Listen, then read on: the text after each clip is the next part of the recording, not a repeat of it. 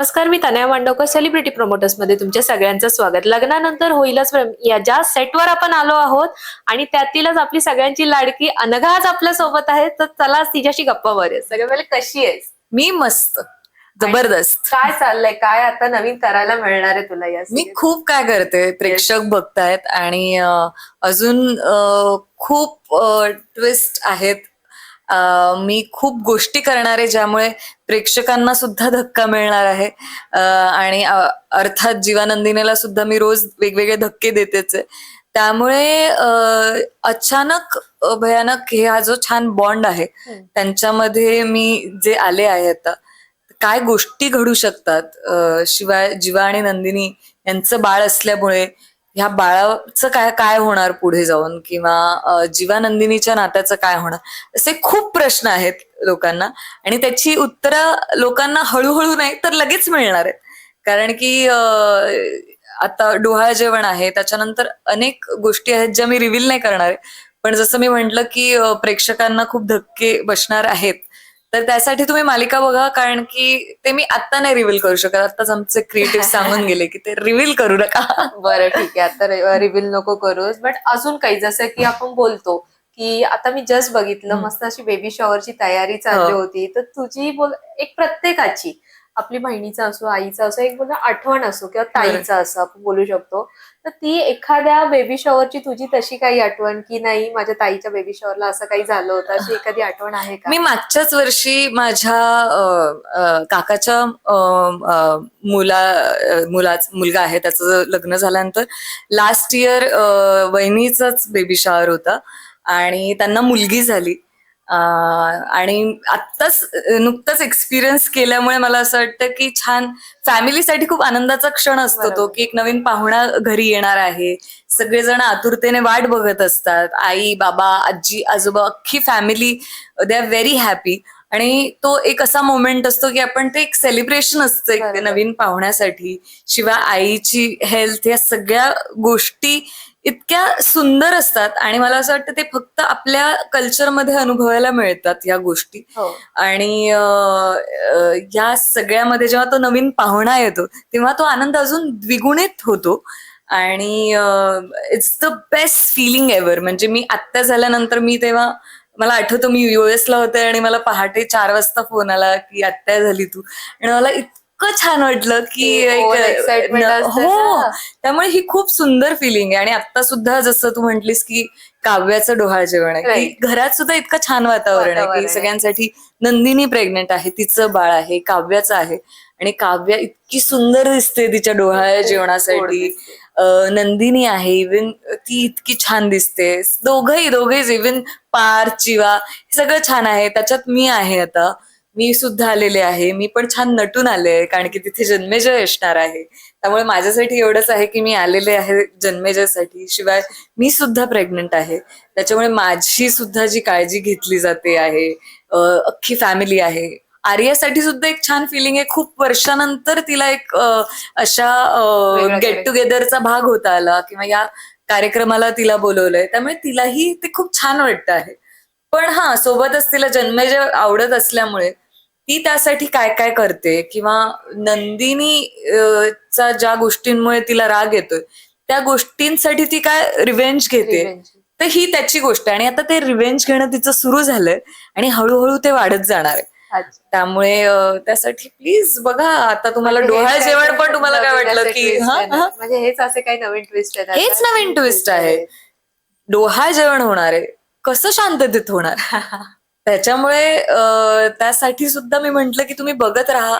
ह्यामध्ये पण एक नवीन ट्विस्ट आहे जो प्रेक्षकांसाठी खूप धक्कादायक असणार आहे.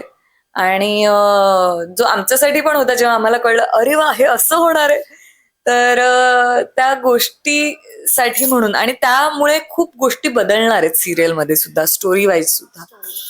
त्यामुळे मी खूप एक्सायटेड आहे आणि आय एम शुअर प्रेक्षक पण एक्सायटेड असतील, कारण इतके रिव्ह्यूज येतात त्यांच्याकडनं की आणि इतकी लोक फॉलो करतात मला. ज्या लेवलच्या म्हणजे ज्या लेवलचे मेसेजेस येतात मला कौतुकास्पद, की घाणेरडी आहे डॉक्टर, अरे आम्हाला आवडतच नाही.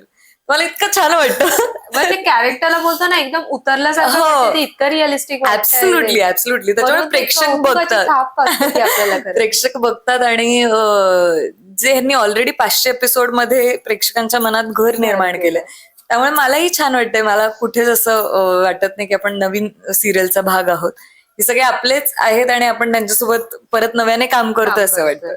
बरं, हे जेव्हा कॅरेक्टर तुझ्याकडे आलं बघ, प्रत्येक कॅरेक्टर जेव्हा आपल्याकडे येते काहीतरी नाविन्य असतं, काहीतरी वेगळं करायचं, तर तुझी ती थॉट प्रोसेस काय होती? काहीतरी वेगळं असतं प्रत्येक कॅरेक्टर मध्ये. येस, कारण ही आर्या ही पॉझिटिव्हच आहे. येस, ती कधी, जसं श्वेता मी आधीचं कॅरेक्टर केलं होतं, ती फक्त नेगेटिव्ह होती. राईट.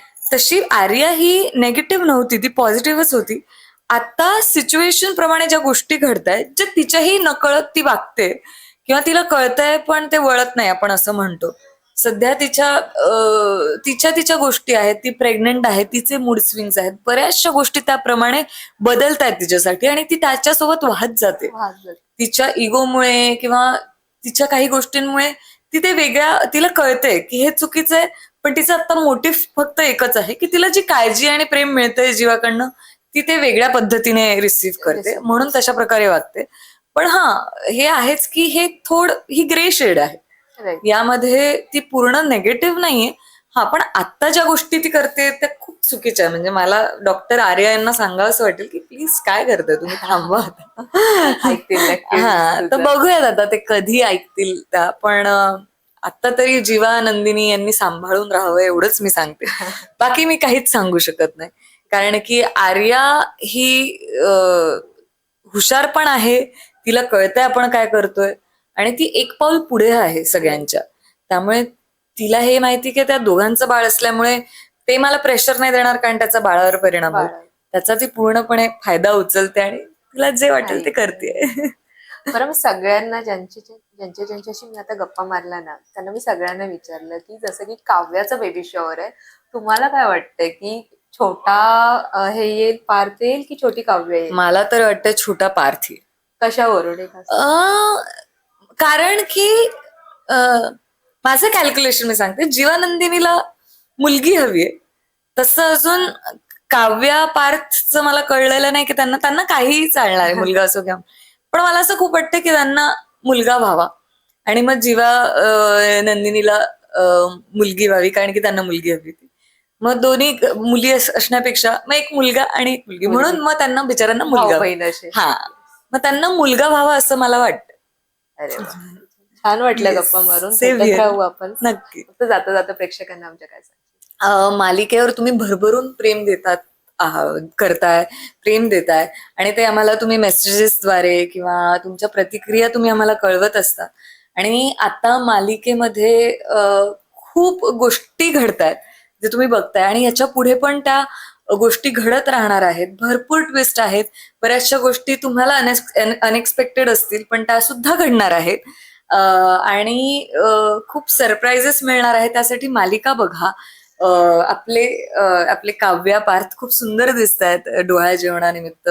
आणि ही जी फॅमिली आहे ह्यांच्यामध्ये म्हणजे तूट पडेल, काय म्हणतात, तूट